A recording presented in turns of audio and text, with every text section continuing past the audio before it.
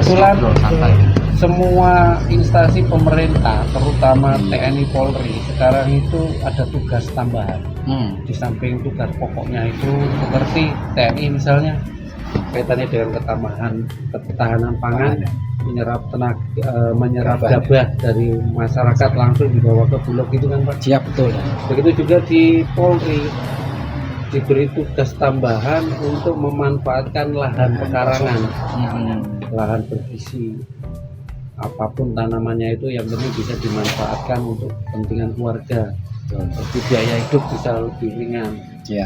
Itu tidak hanya di lingkungan Polri dan TNI, harapannya itu masyarakat juga bisa mengembangkan program pemerintah yang seperti ini, yaitu memanfaatkan lahan pekarangan untuk kepentingan keluarga, agar mengurangi biaya hidup konsumtif yang selama ini kita beli di pasar, padahal di sekitar kita itu bisa tanam dan bisa manfaatkan. Program ini yang kita kembangkan saat ini. Selaras dengan kemarin pas kami ikut di Youth Forum Solo Pos 2025, itu forumnya anak muda Pak, dari mulai pelajar SMP sampai ke petani milenial seperti kami ini diundang juga ke sana. Dan memang waktu penyampaian pesan dari Pak Kepala Distanbun Dinas Pertanian dan Perkebunan Jawa Tengah, itu beliau menekankan tidak harus sarjana pertanian untuk masuk ke dunia pertanian. Beliau pesan seperti itu. Ya, TNI Polri sudah memberi contoh, kita pelajar juga harusnya bisa tuturi handayani seperti itu, mengikuti amanat-amanat dari orang tua kita. Kalau ada lahan tidak dimanfaatkan, nanti kan dampaknya kerugian untuk kita sendiri. Makanya kita memang harus memanfaatkan lahan pekarangan sesempit mungkin, apalagi yang punya lebar-lebar seperti teman-teman petani milenial yang ada di grup kita di Duta Petani Milenial Pekalongan seperti itu. Nah ini untuk Pak Yulianto nih, perkenalkan dulu terlebih dahulu nih nama pangkat ini. Ya, perkenalkan nggih. Nama saya Sista Yulianto, pangkatnya sudah jelas Sersan Mayor. Saya Babinsa Desa Ledok Kalong, Koramil 04 Karanganyar, Kodim 0710 Pekalongan. Oke, untuk Bapak polisi yang satu ini? Saya nama Torkan, pangkat AKP, jabatan sekarang dipercaya sebagai Kapolsek Kajen. Tapi untuk pertanian itu bukan barang baru lagi, karena awalnya kita dulu itu juga profesinya tani, bukan hanya diwariskan, tapi kita itu dari dulu sudah bertani. Sekarang diingatkan kembali untuk profesi bertani itu bisa dikembangkan pada saat kita dinas. Jadi secara garis besar pertanian di Indonesia saat ini yang masih proses kembali bangkit menjadi macan Asia ini ya.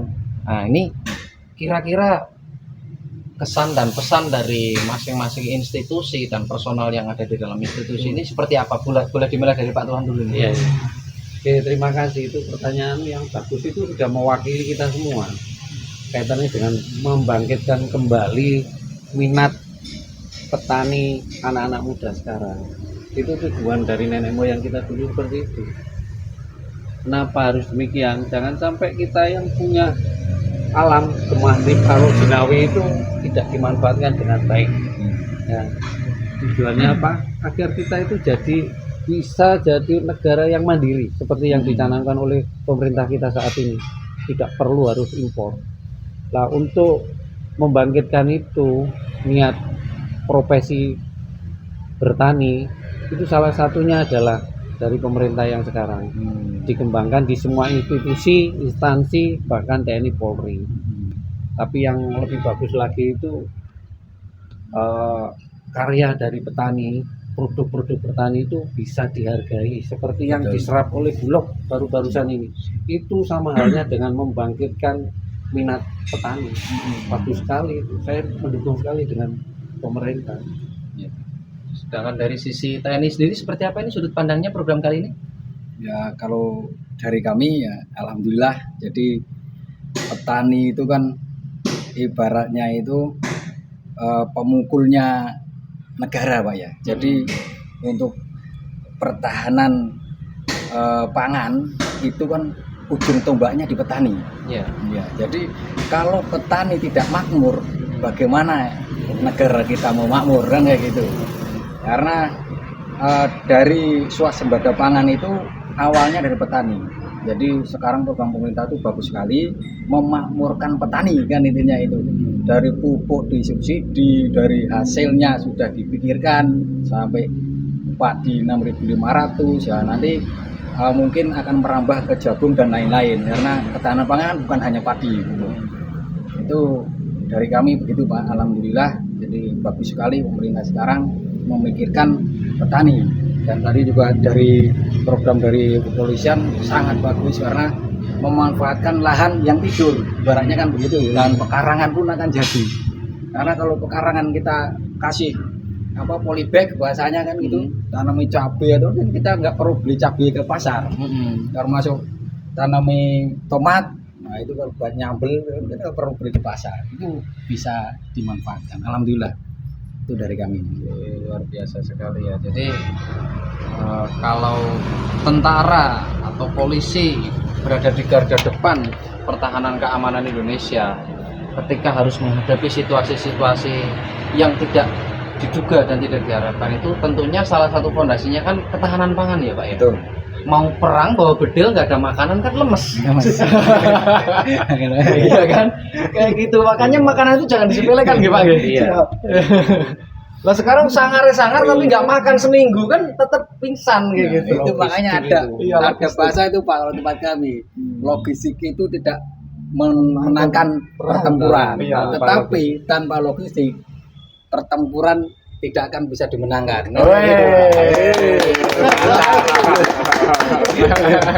Masuk. Iya. Dan ini saya juga senang sekali teman-teman di lapangan, yang lain juga semua mendukung pergerakan petani milenial, termasuk apresiasi buat pimpinan dari masing-masing instansi dari pusat hingga ke daerah, termasuk Pak Dandim 0710, Pak Kapolres Pekalongan juga ya, yang memang sangat getol dalam menyuarakan dan mengembangkan aktivitas ketahanan pangan. Nah ini sejauh ini nih, yang ini yang mau saya pertanyakan nih, spesifik ya masing-masing. Ini ke Pak Tentara dulu nih.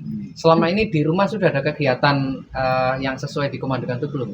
Gitu. Ya alhamdulillah di rumah bisa dicek di rumah saya itu Pak. Jadi memang nggak bisa terus terang kami karena keterbatasan lahan Pak ya. Jadi kami kan baru pindah juga. Dulu kami di Cijantung, baru pindah ke sini. Kami depan rumah itu sudah ada polybag Pak tempat saya. Itu tanaman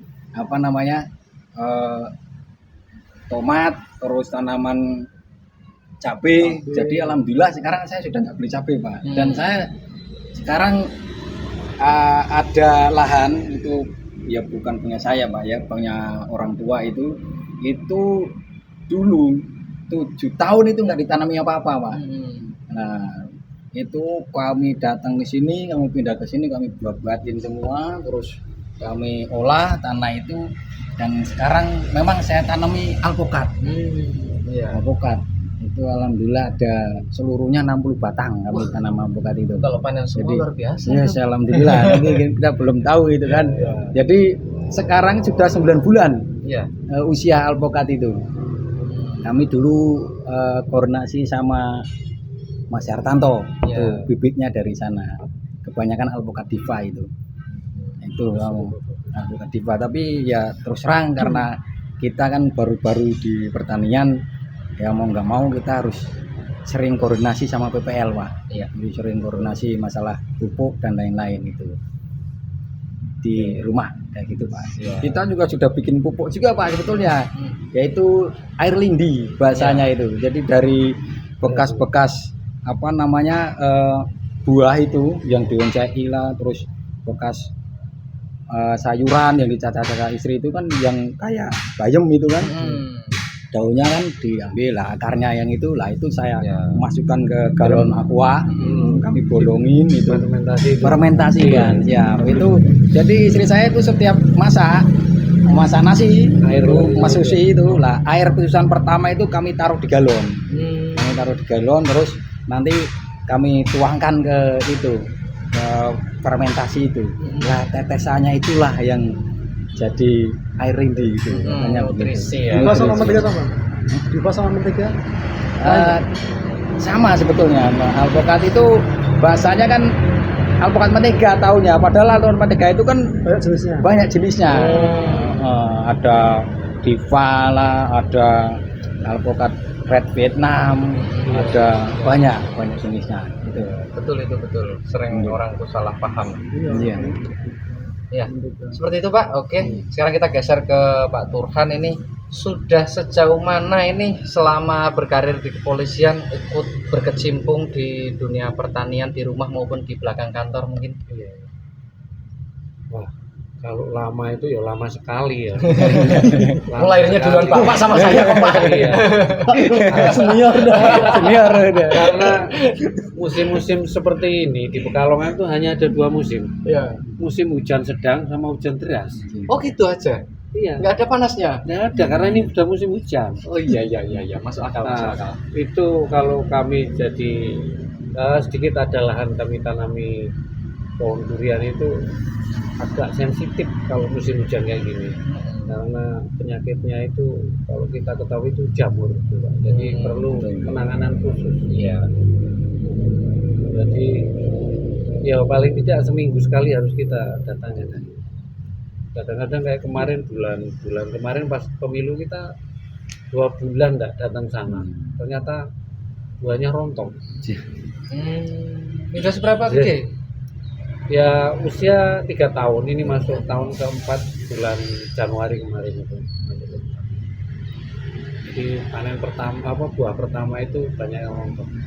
Musangking Pak ya? Iya, musangking, bawor.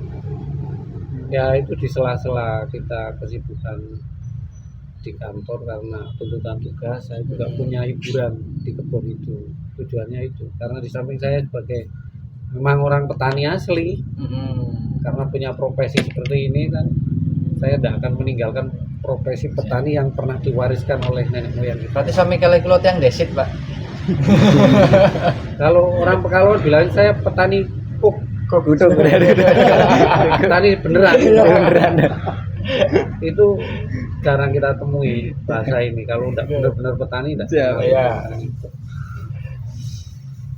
Terus Jadi di belakang demikian, kantor, kalau di belakang kantor itu sebelum ada program ketahanan pangan dari pimpinan kami sudah menyiapkan itu. Memang senang bertani saya. Ada jagung, ini yang panen yang kedua ini saya. Jagung manis itu saya buka lahan di sana, terus panen dan kita bagi. Kita bakar tahun baru kemarin kita bakar bareng-bareng di belakang polsek itu. Di samping ada jagung juga ada ketela pohon. Ya ini sudah musimnya panen juga. Berkat keulet-uletan dari teman-teman saya itu untuk sama-sama hobi bertani. Daripada waktu uang itu kita manfaatkan. Ya memang Fastabikul khairat ya Pak ya, menyegerakan untuk berbuat yang baik-baik sebelum sempit, mumpung lapang, aktivitas yang berproduktif gitu ya, bermanfaat. Nah ini terkait dengan isu nasional, kelangkaan regenerasi petani ini sebenarnya cukup menyedihkan ya. Saya sudah berkecimpung di petani milenial ini sejak tahun 2009. Saya fokus, walaupun saya anak wong tani dulu kan cuma melu matun tok sama simbah gitu kan. Saya melihat simbahku almarhum itu dari saya bayek sampai saya gede itu rumahnya nggak tambah bagus malah tambah jelek gitu kan. Nah, iya karena petani burem. Jadi petani itu mesakno ndak ada peningkatannya kecuali petani yang besar gitu ada profitnya. Nah ini kan akhirnya menjadikan banyak anak muda itu enggan bertani karena melihat orang tuanya itu bukan tambah sukses malah tambah maaf ya mungkin tambah turun ya, tidak menguntungkan.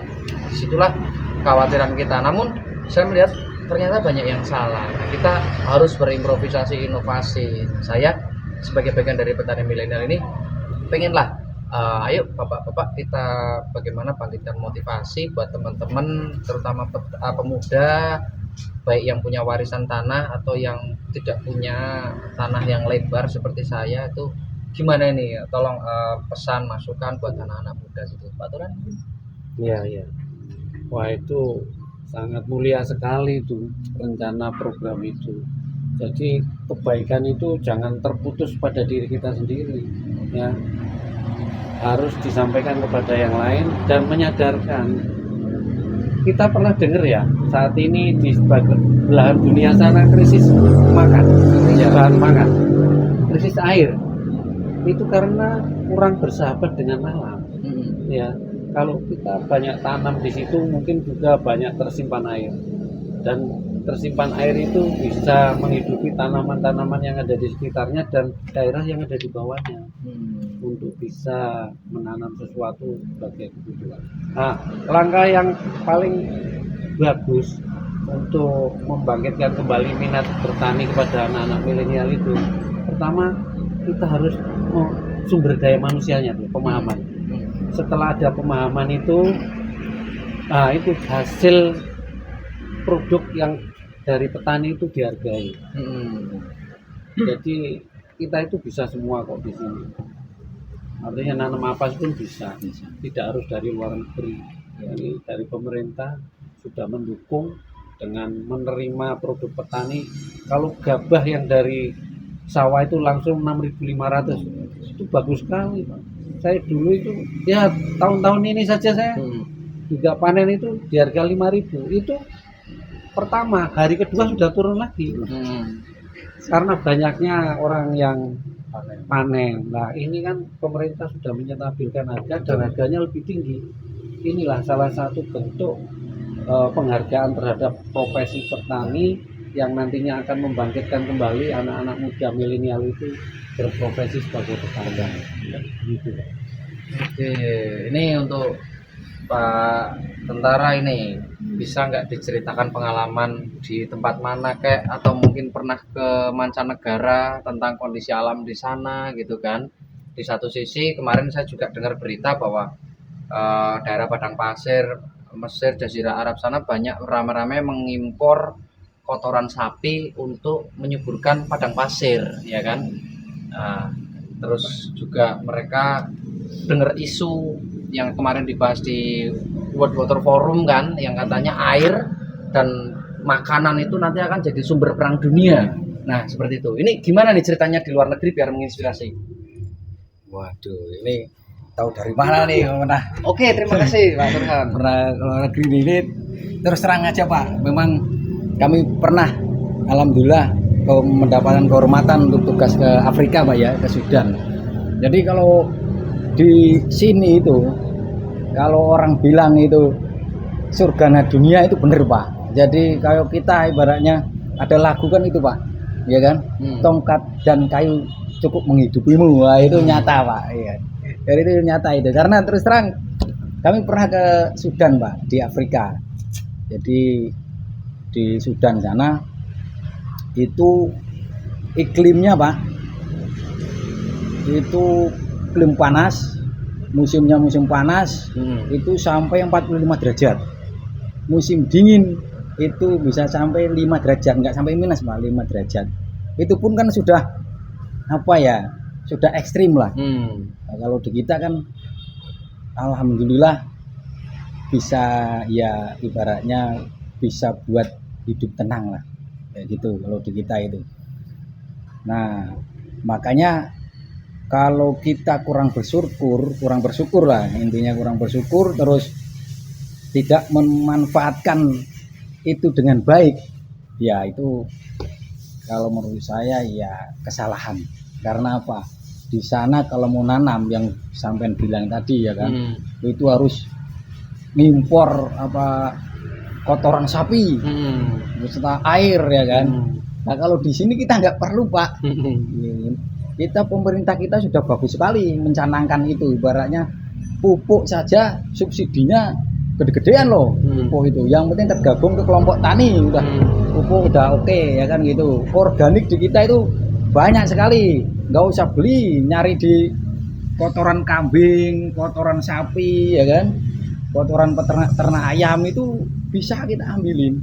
Ya mungkin nggak banyak ngasih uang lah, maksudnya kalau buat ngambil saja itu paling dikasih rokok aja sudah bagus kan gitu. Jadi harus kita manfaatkan. Dan sekarang Mentan kita, Menteri Pertanian kita itu wah pikirannya sangat ke depan. Pemerintah kita lah banyak dikasih modernisasi alat pertanian. Jadi yang tadinya nyangkul mungkin manual bisa sehektar bisa sebulanan kan gitu. Kadang-kadang sama apa nama itu dulu pakai sapi ya Pak ya, sapi karbo baca itu. Sekarang kan waduh 1 hektar bisa sehari udah kelar itu.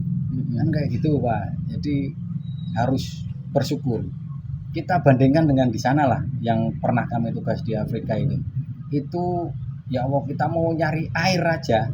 Kita mau nyari air itu susah sekali.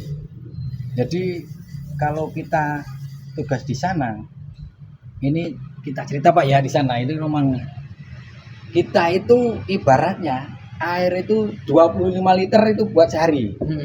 Mau jenengan buat mandi, mau buat nyuci, mau buat masak air, mau buat minum, nah itu hanya 25 liter itu. Bayangin kalau seandainya jenengan di sini ibaratnya bisa buang air 3 kali sehari. Bagaimana di sana kan gitu. Ceboknya gimana yang pakai air itu. Harus hemat ya. Itu. Makanya susah sekali lah. Makanya di sini yang airnya melimpah, gampang mau masih ada lah. Sampai sekarang kan juga ada irpom itu. Iya kan? Irpom itu. Jadi ya kita harus manfaatkan itu. Iya. Makanya milenial ini di ya mindsetnya harus kita rubah lah. Kita harus banyak menyampaikan ke rekan-rekan kita yang milenial bahwa pertanian di kita itu sekarang sudah modern, sudah maju, sudah hasilnya bagus karena ya tadi gabah 6.500 ya kan. Terus mungkin nantinya akan merambat kemana-mana itu. Dan pupuk sudah disubsidi ya kan. Kurang apa lagi coba milenial kita ini. Ya jangan maunya rebahan tidur mulu. Kan gitu. Rebahan tidur mulu pengen hasil banyak kan itu nggak ada Pak, ya kan. Tetap kita harus ibaratnya mencari pekerjaan lah. Ya kalau nggak mau nyangkul ya setidaknya bikin di rumah lah, pakai polybag, nanam apa itu pasti insya Allah kalau itu dirawat pasti itu menghasilkan, karena barang siapa nanam pasti akan panen. Kan gitu Pak. Oke, luar biasa sekali. Jadi kalau Indonesia ini tidak pintar memanfaatkan apa yang ada, air melimpah terbuang sia-sia kan. Sayang sekali ya. Padahal di luar sana jangankan untuk bertani, untuk minum saja susah. Harusnya kita ini yang dianugerahi banyak sungai-sungai ini kan ya. Apa susahnya ya, istilahnya kita usaha sedikit gitu kan, mompa. Kenapa kalau mompa terus dijadikan alasan nggak ada air, padahal air banyak terbuang sia-sia. Nah itu Pak, makanya di Kodim kita Pak, Kodim 0710 Pekalongan itu memanfaatkan tanah yang di daerah Pekalongan Utara ya, Pekalongan itu di daerah Rapia itu. Itu tadinya aerob Pak. Jadi tanah itu tanah garam lah biasanya begitu, gampang ngomongnya itu. Payau lah itu. Itu sekarang diolah sama Kodim itu kurang lebih 5 hektar. Itu sekarang sudah panen pertama itu sudah bagus. Jadi ini dicoba lagi itu yang kedua. Jadi tanam kedua ini udah pertumbuhannya udah bagus.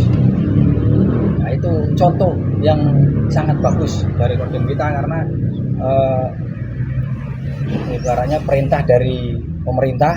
Kita menyambut baik itu lah. Mungkin nanti karena tanah di sana itu ya kami nggak tahu datanya yang real ya Pak, karena itu kan harusnya ranahnya Pak dari Kodim ya. Cuman kami hanya tahu lah itu kurang lebih berapa puluh hektar, dan itu baru 5 hektar yang digarap. Ya mungkin nanti ke depan bisa semuanya ditanami dengan padi kan, kita bisa benar-benar swasembada pangan.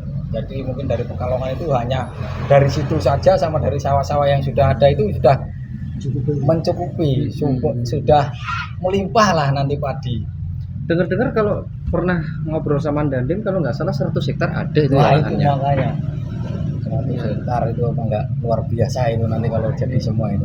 Seharusnya memang ini anak muda Indonesia ini harus kembali ke pertanian Iya, ini. betul. Apalagi kalau nanti ada isu tentang apa banyak negara-negara memperebutkan sumber mata air dan sumber pangan kayak gitu ya. Nah, terutama juga kaitannya dengan kelestarian lingkungan, tetap harus pakai pola pertanian ramah lingkungan dong ya. Betul. Harus organik. Organik. Ini sudah mulai praktek ini pertanian organik berarti ya. Kita sudah praktek. Tadi juga kita sudah karena kita mau bikin juga sudah, tapi kan perlu nutrisi tambahan. Oh iya. Nah, makanya kita tadi sudah ngambil juga itu produk dari Deruci. Iklan sini guys. Ini bukan iklan ini. Nanti dibilang iklan lagi Iya. enak apakah ini kan? Enggak, saya produsernya. Amin. Iya, tapi kita memang terus terang tadi ngambil Ya.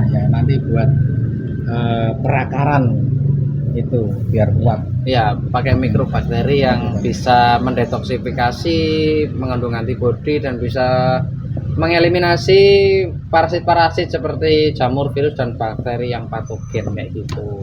Iya. Ya, nggak kerasa ini sudah cukup lama kita ngobrol ya, Pak Tentara. Tadi Pak Turhan pamit duluan karena masih ada tugas mendadak harus kembali ke satuan. Dan ini kesimpulannya gimana buat teman-teman milenial di rumah? Sampaikan aja. Ya, untuk teman-teman milenial yang di rumah jangan ragu-ragu untuk menjadi seorang petani. Ya kan? Sekarang pertanian kita insya Allah mungkin 1 tahun 2 tahun ke depan itu sudah sangat-sangat maju. Sudah nyata dari pemerintah kalau lihat TV itu kan itu bisa sebulan 10 juta. Kan kayak gitu. Dari Mentan sudah menyampaikan juga. Jadi jangan ragu-ragu. Sekarang sudah modern, peralatan sudah didukung. Dengan di Papua contohnya itu rekan-rekan kita dari TNI juga situ lagi membuka lahan pertanian. Jutaan hektar ya. Iya, jutaan hektar itu di sana lagi membuka lahan. Lah nantinya itu akan diperuntukkan ya untuk pertanian padi karena kita akan menuju swasembada pangan. Jadi tidak ada lagi nanti impor itu Pak. Insya Allah tidak ada lagi yang kita harapkan.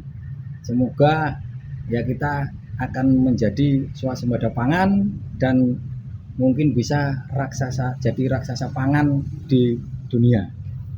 Amin. Amin. Jangan ragu-ragu untuk milenial. Bertani itu menyenangkan dan menghasilkan. Mantap. Itu. Bertani itu menyenangkan dan menghasilkan. Jangan ragu untuk milenial. Bye bye.